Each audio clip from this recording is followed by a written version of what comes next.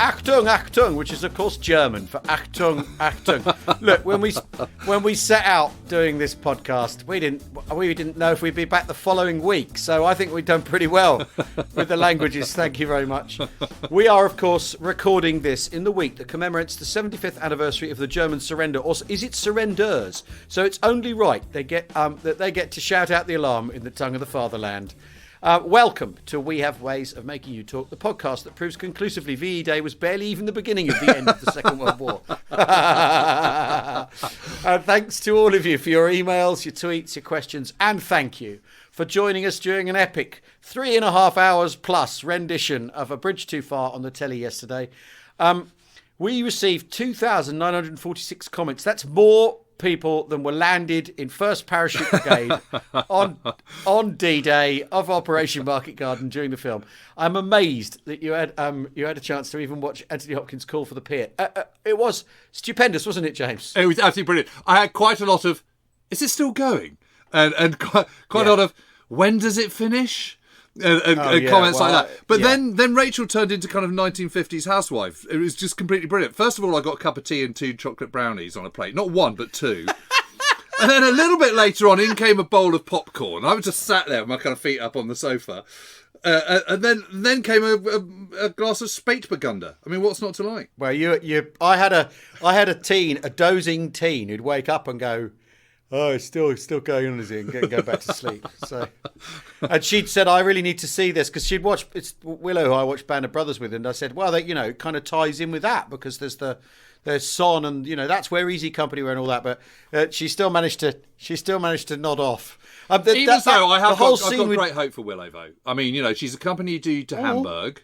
She's watched Band of Brothers. Yeah. Now she's watched, half dozed. Oh yeah, she's getting good. Oh no, she's getting good at all this. She's being gradually brainwashed, like one of those people captured in the Korean War who then returned to Glasgow, a revolutionary communist 10 years later. Anyway, but the striking thing though is although it's a little long, the striking thing with that film is the scenes. Once you've had all the exposition of what the operation's going to be, which is chiefly baloney, right? Once you get into the drops, that whole sequence, that when they prep the aircraft and then when they drop on Arnhem and Nijmegen and Eindhoven, it is stupendous filmmaking.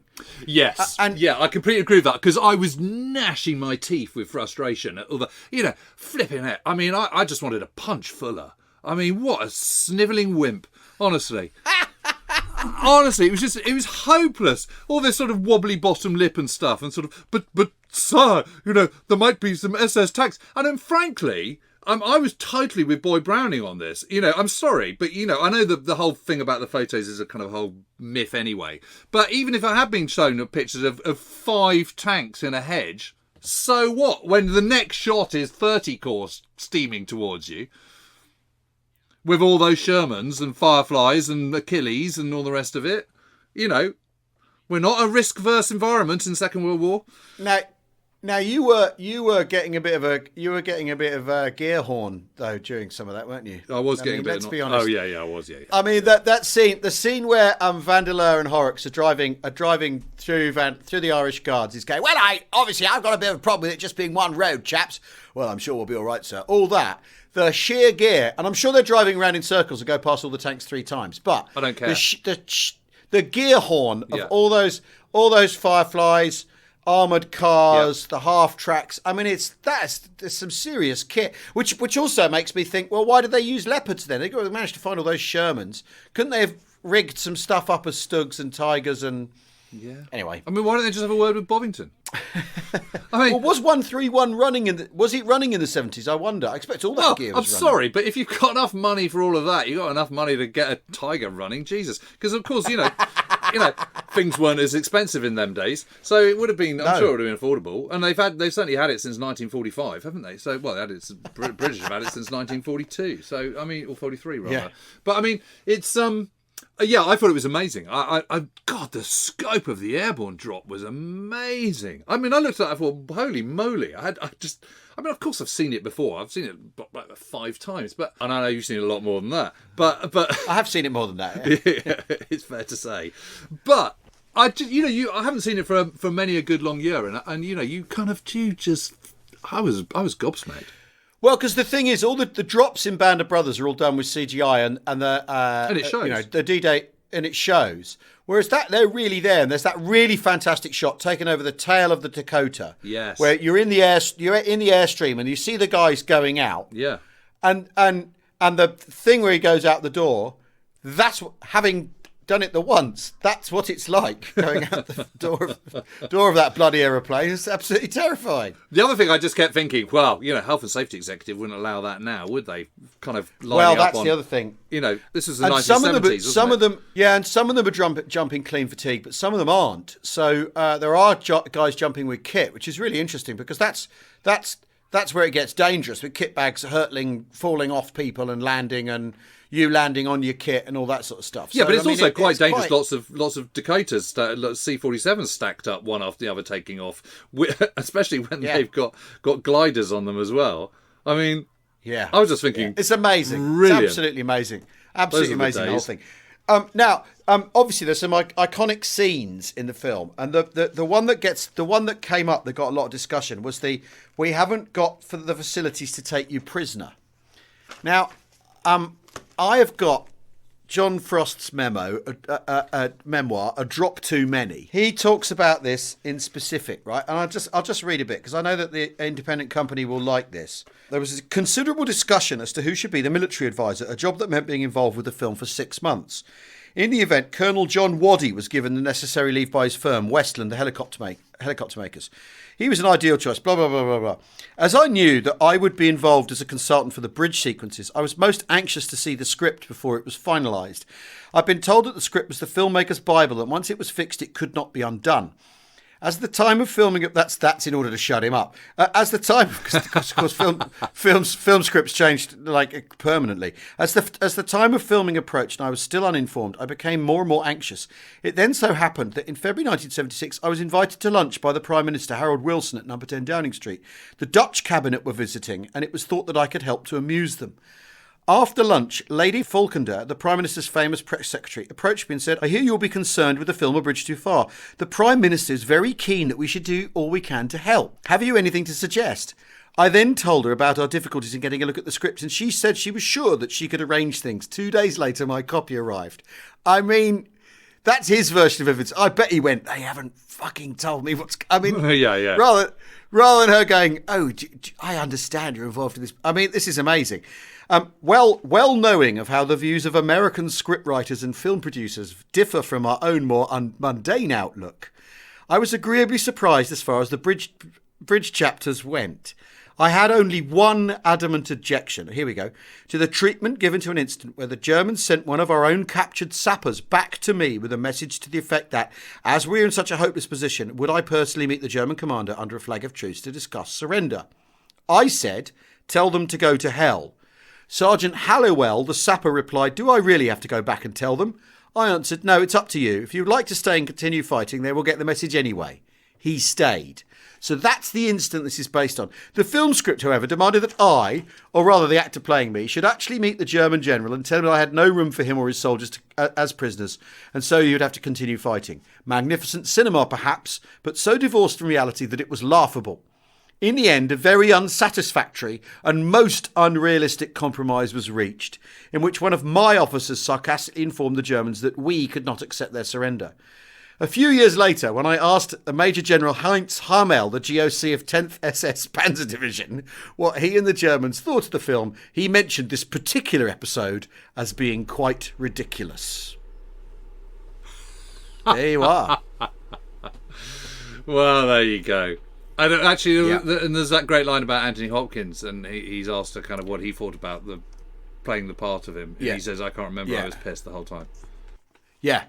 Well, there's the story as well that where there's that scene where Frost is running from building to building, and Frost took Hopkins to one side. So you don't run, you walk briskly, because your men can't see that you're scared, but you've got to walk briskly, so you do show that some concern for your own safety, but not too much.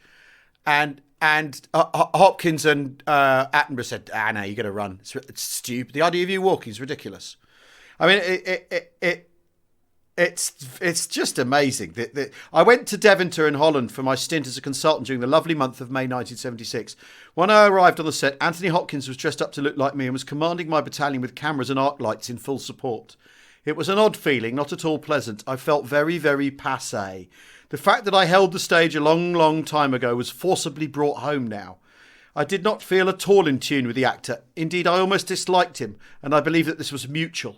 I was sure that I was putting him off and suggested this to Richie Attenborough, who would have none of it, insisted on me remaining on the set. Filmmaking is a long and tedious business with endless rehearsal, rearrangement, correction and repetition. As Richie himself said, it calls him Richie, and over and over again. But gradually one could see it all taking shape, and I almost began to feel myself in the actor's place. The more familiar his face and figure became, the more I came to accept him. I mean, incredible, isn't it? Incredible, and clear that he just obviously felt really uncomfortable about the whole thing, didn't he? Yeah. Well, it is peculiar that you make that within people's lifetimes. It's a peculiar thing to do, isn't it? Because he then goes on to say that you get Warwick and Tatham Water get merged into that Major Carlyle character because Tatham Water. With the umbrella, he didn't die. He was part of the escape attempt. Operation Pegasus later, and all that sort of stuff. I mean, anyway, it was great fun watching it, there, wasn't it? And to be amongst so many other afflicted idiots like ourselves was really quite special. I'll tell you what, though, didn't make you think, though? Larry was good, wasn't he? Oh, he's very good. I mean, he's deservedly gets its plaudits. I mean, he was absolutely magnificent in that. Yeah. Is that a Dutch accent, or is it Laurence Olivier? Laurence Olivier can do what he damn well chooses. He can do what he damn well chooses, but he was brilliant. But he spoke in German, he spoke in Dutch. I thought it was quite impressive. It's very, very, Ron very O'Neill good. as Gavin, it was a bit difficult, wasn't it, that bit? It's just, I just couldn't believe it. Is this kind of sort of, Brits are all crap and kind of, any commanders are all rubbish, but all Americans just see logic clearly and kind of can see a way through. And the terrible injustice of having Ryan O'Neill kind of screaming his head off. Or was it Robert Redford screaming his head off about the lack of thrust from the guards? Apparently, we know the truth. Well, and apparently, Julian Cook was very unhappy with Robert Redford playing him and all that sort of stuff. I mean, the Bailey Bridge scene is absurd as well, where you've got someone from parachute infantry regiment guy who suddenly knows how to build a Bailey Bridge. All those sappers like, what the fuck are you doing? Yeah. And the whole James Caan scene. I mean, what was that all about? Yeah. I mean, how on earth did that German not see him? He was staring straight at him, and he was in a freaking Jeep. I don't know. I mean, the thing is obviously that's in there for drama, and you don't get the Easterbeck pocket apart from that medic going. What we've decided to do is form a thumb-shaped pocket, which is attached to the bottom of the river, which would be very good for reinforcement for when 30 Corps get here. I mean, yeah, all right, but I mean, I don't know. It is a great movie, if only for the sort of scale, the sheer ambition and scale of that. You couldn't do that now, could you? You couldn't. No. You wouldn't. No, I tell you the bits I particularly loved was the whole Roy Urquhart kind of skedaddling around and escape and all the rest of it. Particularly because we were there last year and walking that exact same ground. It was fantastic. Yeah. You could really picture it and everything. You can completely picture it, and it's real enough. That neighbourhood they have them running around in the movie. It's as like the actual place. I mean, it's so peculiar to think that you can just run up that alley and it's the same. And although they did, I don't think they had the dormer or the mansard or whatever. I can never remember which loft extension's which. But I like your little video that you posted up as well. That was really, really good to see that again. I mean, it's just fascinating. It just made me think. We have at some point, someday, got to do that book out. Yeah. All right. On the subject of books, though, James. Yes. We gave a book away, didn't we? Yeah, we did. Well, yeah. And well done to James Scott, who won the copy of my Battle of Britain Special Edition, signed by 6 RAF pilots and 6 Luftwaffe men, all of whom fought in the battle. And, it's quite weird because, we did that quite a long time ago, back in 2009. And I haven't really looked at it since, if I'm honest. Because you got it and you put it on the shelf and there it is, or they stay in a box somewhere. So actually to look out and look at all those, Jeff Wellham, Tom Neal, Pete Brothers, etc., they're all absolute legends, of course. But have all those Knight's Cross winners with oak leaves and swords and stuff. I mean, it was they were, you know, some of the greatest there. How much? Here's a question, right? The show I did in 2009, the stand-up show I did in 2009, because I write one every other year, right? And then I tour it for 18 months, and by the end of it, it's either permanently burnished in my mind forever, and there's nothing, I can't escape the logic of the routine. Yeah. Or I cannot remember it at all because my mind has cast it out completely. Right. There's since 2009, I think I've written 5 stand-up shows. Right. And I can only remember the last one I did. All the others have been gone. Dumped. They've been dumped. Whereas the stuff from 20, there's two shows from like 20 years ago that I could do for you tomorrow. If you sat me alone with my lists for long enough, I could regurgitate the show from 99 quite easily. And the one from 90, in fact, that's longer ago than 20. Anyway, but the point is, how much of it do you jettison? How much of it, do you bury at sea mentally, as it were? Okay, well, I most of it. So the whole kind of sort of filing cabinet of the brain process is that you do have a reordering. So when you're doing Sicily, all you're thinking about is Sicily, and all those sort of stats and facts come straight back. What I find about previous projects is there's certain ones which kind of just keep coming back for TV or coming up in conversation or whatever. So those sort of stats just come sort of rolling off quite easily. I find that once I've got to grips with a subject, I absolutely hold on to the basics. The precise detail is what goes, but it's really easy. I only have to look in a moleskin and a notebook or kind of check some stats or whatever, and it's straight back. It goes back to the forefront again. Yeah. So my hazy bits of the war are the war which are the bits that I haven't studied in depth for a book. Where I've read about everything about the war, but I haven't, or the whole breadth of the war rather, not everything, but the breadth of the war. But there's quite a lot of bits that I forget. So the end of the war in the Far East, for example, I'm much more hazy on that than I am on other stuff because I haven't actually written about it. Yeah. So the key is to just write about everything, right? Because the scope in the Battle of Britain book, where we talked about this before, is you do from the progress of the war from 39 to the start of what's regarded as the Battle of Britain. There's all that Battle of France stuff, Fall of France stuff that very often wouldn't go into one of those accounts at all, and. Is that the core stuff for you that you've retained, or is that's core war that's core war in the West anyway, isn't it? Is the truth. It is, but I've got quite a good. I think I've got a pretty good handle now on kind of sort of.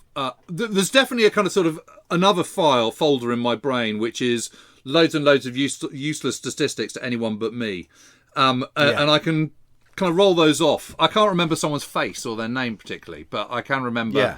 How many landing craft the British manned on D-Day, for example. So it's kind of a sort of weird thing, and statistics about aircraft production in July 1940. I don't know why I can remember it, but I just can. But I've got an interesting one coming up because I'm supposed to be doing War in the West Volume 3, and the big problem is that they're 2 years each book. So the new one really goes from June 1943. But obviously I've written about Sicily. I've written about the so you've got a lot of overlap. Yeah, so my thinking about it is, and obviously I've written about Normandy and I've written a lot about Italy. So my what I'm thinking of doing is doing kind of a third 1943 to 44 and 2/3 post-Normandy to the end of the war. Because that's the bit I know least about. And I think that would be really, really interesting. It's the bit everyone knows the least about. It's the bit that, because after all, Arnhem and the Battle of the Bulge are the only two things that happen after D-Day. In sort of the popular consciousness, aren't they? Yeah. And what's interesting about both of them is they're Allied reverses, aren't they? And and that's, I think, why they register in people's minds. Of course, the bulge is a reverse that's then in itself reversed and heroically, which is why it sticks in people's minds. And we talked about when we talked to Guy, which will be on Thursday, ladies and gentlemen. We talked to Guy Walters again about the Second World War and its where it exists in our sort of national cultural imagination, as it were. A lot of the way this history gets told is which story would you rather tell about yourselves, And would you rather tell the story of the Hurtgen Forest and the sort of grinding bitter battle, or the grinding bitter battle in the Reichswald that Second Army Group? That's a very similar story where basically they're trotting out these platforms in order to be able to then cross the Rhine. Is that which is a more interesting story, Arnhem and the Battle of the Bulge, or this sort of massive grinding war machine stuff? Yeah. You know what I mean? And I think I for one can't wait to read about read a book that actually tells you what happens after Arnhem, because the Scheldt clearance, the Walcheren operation is colossal. Yeah. It's another epic amphibious landing. You know, the Allies go, oh well, we'll do another great big D-Day style landing if that's what we've got to do. Go round them, whatever. And it's that thing of Allied naval power, which is so preponderant that they can switch on a landing like that at short notice. I mean, it's all in the wrong time of year, in rotten weather, and all that sort of stuff. It doesn't get written about, you know. And no, it doesn't. It needs it. Arnhem's exciting because it's a last stand and a defeat. The Bulge is exciting because it's a last stand and a heroic rescue. Like Fox says, the cavalry riding to their rescue. That actually happens in the Battle of the Bulge. The cavalry do ride. But have you ever been to Aachen, Aachen, for example? I mean, Aachen is also, that's a hell of a battle. You know, that's the first. Yeah, I've been there, but so long ago. I remember it as a town with a spire. And Charlemagne. European city with a spire. It does all need joining up. You know, there's the US Ninth Army and Bill Simpson and that amazing battle for the Ruhr Pocket, and there's obviously Varsity, the single largest airborne drop, which we've touched on before. You know, there's all these things that, you know, this sort of brutal fighting. So anyway, but the problem I've got is that at the moment I can't do my research that I need to do. So because you can't get out. I can't. So actually, I've been thinking about it, and it's actually quite a long time ago that Band of Brothers was written.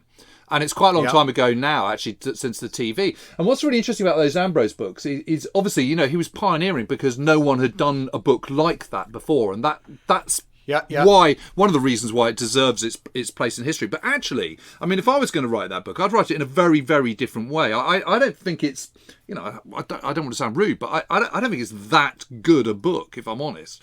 And so I've suddenly hit this idea to do the Sherwood Rangers, not from 1939 and all through the desert and the Keith Douglas bit, but from D-Day through to the end of the war, because I think that will set me up for War in the West 3. But it will also, it's a smaller book, a much smaller book, and I've just done 2 whoppers. And to have a smaller book before I go to War in the West 3, there's no rush on this at all. I think it'd be really good. And my aim would be to make it much more Ernie Pyle than Stephen Ambrose, and make it very kind of elegiac and really, hopefully, moving as possible, you know, as it possibly can be. Absolutely get to the nitty-gritty of tank warfare, but just follow me. And I've got something like 17 individuals that I can follow already from the Sherwood Rangers that I've either interviewed or have been interviewed in the past, or who've written books, memoirs, diaries and stuff. So that's enough, I think, on which to do it. And I think that could really work. Well, I'll read it into a microphone, obviously, for money. Yeah. Obviously. Okay. So we're starting to talk now. Right, but it could be good, couldn't it? Yeah, I think that would be fantastic, because the other you know, it's the transition from the army that lands in Normandy that hasn't really, that's a new army really. It's got old elements in it, but by the time it gets to the Baltic is ruthlessly professional, and people kind of ruthlessly professional, but in the case of Sherwood Rangers, they're a bit broken. I mean, one of the legends of the Sherwood Rangers yeomanry is John Semkin, who I was lucky enough to interview, and he was just absolutely amazing guy. But he was a squadron commander the moment that Stanley Christopherson took over command of the regiment on 10th, 11th of June, whenever it was. And he's involved in that amazing action on the Rauray Ridge where Sergeant Dring takes out 5 tanks in this action. The infantry have buggered off, and he just goes, right, I've got this opportunity to take the Rauray Ridge. This is what we're supposed to do. I'm just going to go for it. And they very, very nearly get it, but they do take the Rauray village. And anyway, he's this, you know, he is this solid post, this sort of foundation block of the Sherwood Rangers, who's just been in it forever and has kept going. In March 1945, he has a complete breakdown. and has to be invalided back home. He's absolutely spent. You know, the fuel tank of bravery has gone. And what was completely clear is when David Christopherson, my chum, Stanley's son, and I went to visit John, it was absolutely clear that he'd never got over it. That he was, it broke him as a man, and his life was very, very different as a result of that. And I think in this book, you want to get that. You want to get that kind of absolutely awful grinding cost and attrition and the appalling tragedy and the just unspeakable levels of violence which is inflicted upon these guys. Yeah, well, I think the last I can't remember whose book I read about that, which basically he starts off talking about the violence and then he ends up back to talking about the violence and what it does to you, and tells a story of a bloke riding in a lorry and he realises that he's sat on 4 dead guys who've been stacked in the back of the lorry, and it's May 1945, and he's just I'm sat on Tomo and Wilkins or whatever, and it doesn't affect him anymore. Whereas he starts with them in June in 44, like being, Christ, you know, I saw a bloke blown to pieces, and then by the end they're just like, it's changed them forever. And I think that's really interesting. Anyway, we have to take a break now. We will be back shortly. I can't wait to read this book.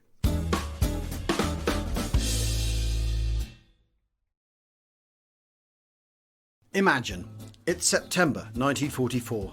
Jim Gavin is nervously clambering up the Grosbeak Heights. He's sure he's forgotten something, but what can it be? The sky begins to darken and he opens a bottle of beer. A fine local Dutch beer. Ah, that tastes good.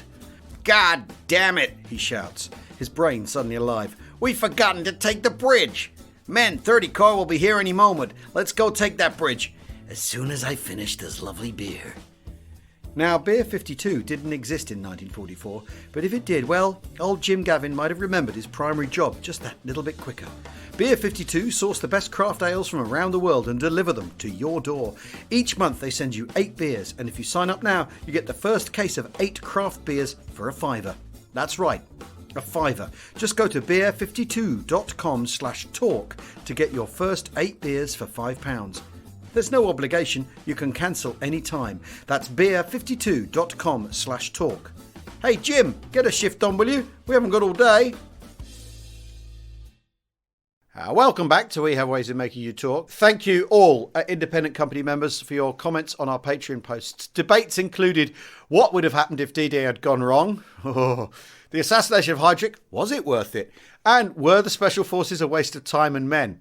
Well, that all depends on how you look at it, of course. Lots of crackers in there.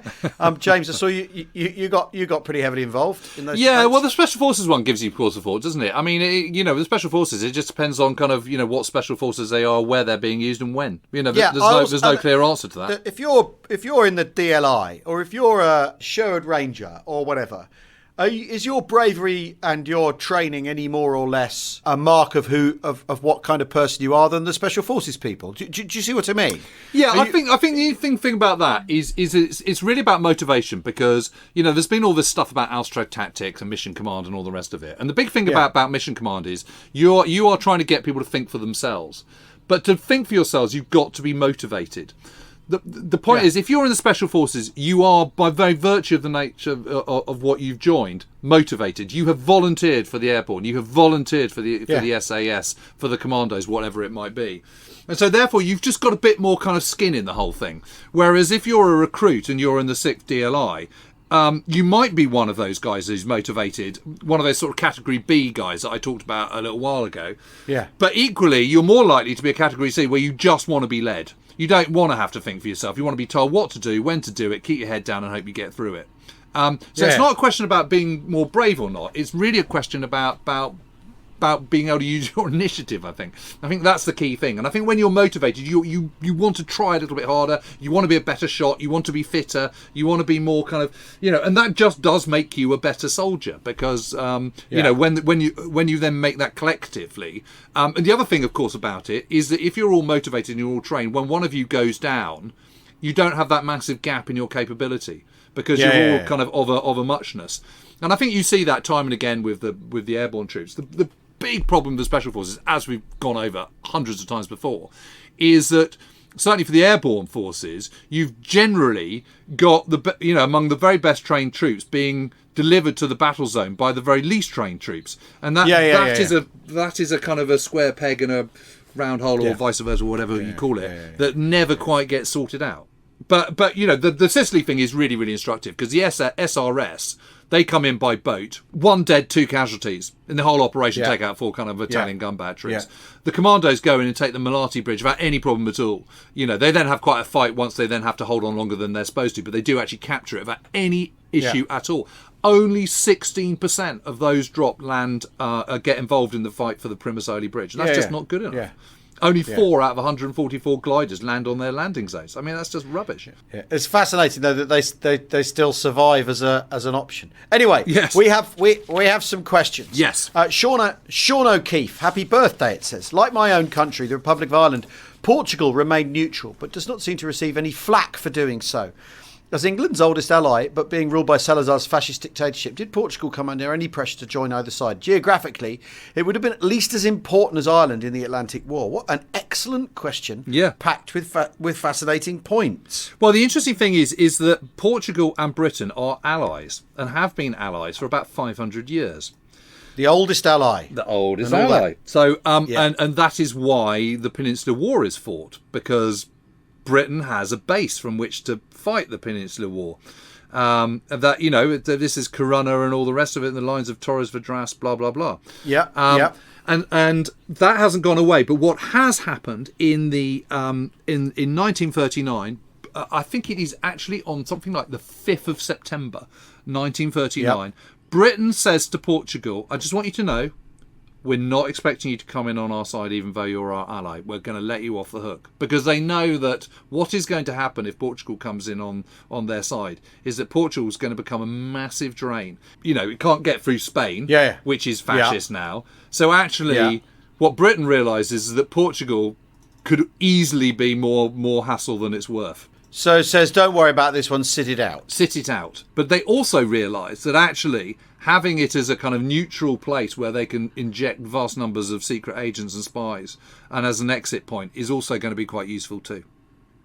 So rather than, because after all, if let's say you include Portugal, there's every chance that Portugal then, and there's not a lot you can do about it, falls like Norway does, say, to someone, the Germans and then you've got, or Spain decides, actually no, we can't have that. Yeah. And you end up denied of the use of Portugal in that capacity, in that exactly role. That. So actually, it's very, very smart political decision making, and they have a kind of obviously supplies from Britain are still going to Portugal because Portugal's pretty poor, and that's continuing going, and of course supplies are still going to Spain, which is one of the main reasons why Spain doesn't get involved, because Britain just goes, you come in on Hitler's side, that tap gets cut off, chum. After all those years of the civil war, that's the last thing they can afford. So that's why Franco keeps out of it. Well, it's the thing we talked to Dan Tobin about with the tungsten. Right, exactly that. So that's why. But then what happens is in 1944, actually Portugal then does an alliance with the United States in return for kind of bases and stuff. So it does finally kind of it comes on side. Yeah, it stops. Yeah, it's no longer neutral, but it obviously doesn't obviously bring any troops to the party or anything like that. Yeah. But no, it's a really interesting one, and that's why Lisbon is not Lisbon. What am I calling? Lisbon is such a sort of hotbed of spies and stuff. Is that Portugal thing at all connected to Brazil's involvement? Do you think? Because Brazil kind of Brazil is all to do with it. No, Brazil is all about shipping losses. Because do you remember the second happy time, which is the beginning of 1942, when there's this slaughter off the east coast of the Americas? That's because the Americans haven't put their shipping into any convoys. And you would think, why on earth wouldn't they do that? That's just insane. The reason they don't put it into convoys is because it's really, really impractical on a level of unloading. Because if you have convoys, you've suddenly got a mass of ships all coming in at once, and then you've got a period where you've got nothing, and your stevedores are kind of sitting around twiddling their thumbs, having nothing to do. And then suddenly they've got a massive rush on. So it's not an efficient way of loading and unloading, which is why, and they just think, well, we don't need it over here. We're flipping miles away from U-boats. But in actual fact, they do, which is why there's this second slaughter. And Brazil just thinks, holy moly, this is outrageous. And also, there is vast amount of pressure from the United States. Yeah. So they do, but also they contribute their division but also the classical American form of pressure, which is we'll build you a factory if you come in. It's all that too, isn't it? Oh, it's totally, that 100%. It's that sort of what kind of American positive pressure, as it were. We'll help you out with this. We'll give you that.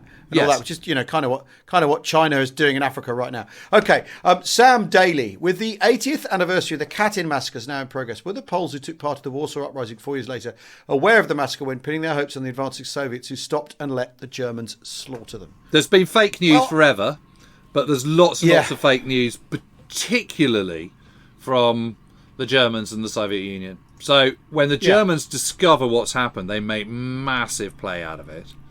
Yeah. When the Germans then go back into Smolensk in the spring of 1943 and get the Smolensk pocket back, the Soviet Union, the Red Army, they then go, I can't even begin to believe that you would have believed what the Nazis said. That's absolutely rubbish. It was the Nazis what did it. Yeah. I mean, the thing is, the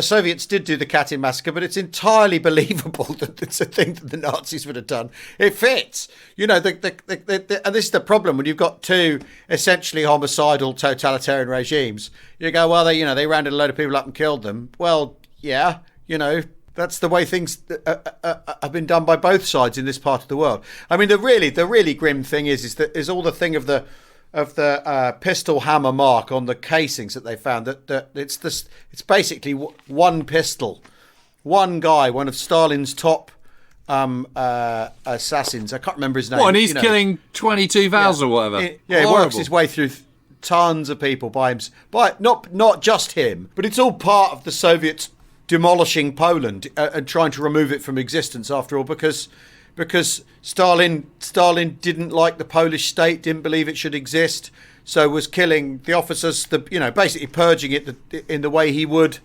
any recalcitrant Soviet colony, basically. Yeah, wasn't it? That's what you've got going on there. There's also I don't know are you a Philip Kerr fan? I can't remember if you're a Bernie Gunter reader. I've read a bit of it. Yeah. Yeah. He's done. It's the man. A Man Without Breath is the one that's based around this. It's absolutely fantastic. It's so good. I mean, he does do his research really well, so you get a real sense of the flavour of it, which is obviously a deeply unpleasant flavour, but absolutely brilliant. But I mean, the Katyn massacre. It's one of those ones that's I think by August 1944. The Poles are kind of starting to believe the Soviets completely, so it's not. It's just not an issue. I mean, it's part of it's one ghastly thing out of a giant picture of. Everyone knows. I mean, in Poland, everyone knows exactly what the Nazis are like. They just haven't quite.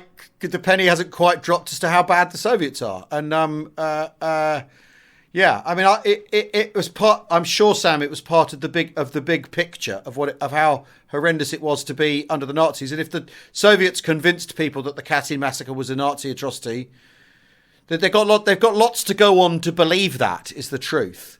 By the Warsaw Uprising, you've already had the ghetto purge and all that sort of stuff. So I mean, it's anyway. It's worth reminding you that 1 in 4 Poles are killed in the Second World War. Yeah, that's right. Yeah. Anyway, that's it for today. On that cheery note. Blimey.